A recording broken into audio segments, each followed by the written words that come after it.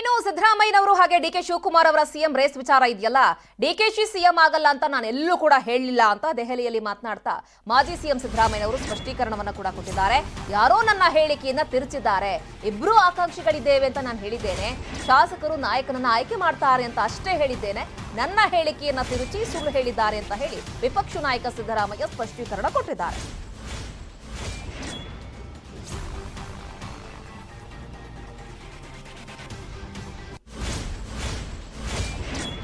ನೋಡಿ, ಇಲ್ಲಿ ಸಿದ್ದರಾಮಯ್ಯನವರ ವಿರುದ್ಧ ಹರಿಹಾಯ್ತಾ ಇದ್ರು ಏನು ಕುಮಾರಸ್ವಾಮಿ ಅವರು ಹಾಗೆ ಮತ್ತೊಂದು ಕಡೆಗೆ ಮುಖ್ಯಮಂತ್ರಿಗಳು ಇಬ್ರು ಕೂಡ. ಸೊ ಆ ಹಿನ್ನೆಲೆಯಲ್ಲಿ ಮತ್ತೊಮ್ಮೆ ಸ್ಪಷ್ಟೀಕರಣವನ್ನ ಕೊಟ್ಟಿದ್ದಾರೆ ಸಿದ್ದರಾಮಯ್ಯನವರು. ಇಲ್ಲ, ನಾನು ಡಿಕೆ ಶಿವಕುಮಾರ್ ಸಿಎಂ ಆಗೋದಿಲ್ಲ, ಹೈಕಮಾಂಡ್ ಮಾಡೋದಿಲ್ಲ ಅಂತ ನಾನು ಎಲ್ಲೂ ಕೂಡ ಹೇಳಿಲ್ಲ, ಇಬ್ರು ಆಕಾಂಕ್ಷಿಗಳಿದ್ದೇವೆ ಅಂತ ನಾನು ಹೇಳಿದ್ದೀನಿ, ಅದನ್ನ ಬಿಟ್ರೆ ನನ್ನ ಹೇಳಿಕೆಯನ್ನ ಯಾರೋ ತಿರ್ಚಿದ್ದಾರೆ ಅಂತ ಹೇಳಿದ್ದಾರೆ.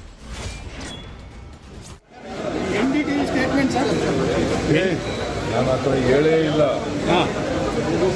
ಯಾರು ತಿರುಚಿಬಿಟ್ಟಿದ್ದಾರೆ ನನ್ನ ಸ್ಟೇಟ್ಮೆಂಟ್ ಅನ್ನು.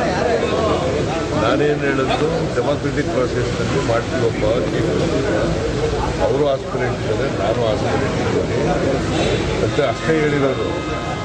ಬಟ್ ಬೇರೆದೆಲ್ಲ ನಾನು ಹೇಳಿಲ್ಲ.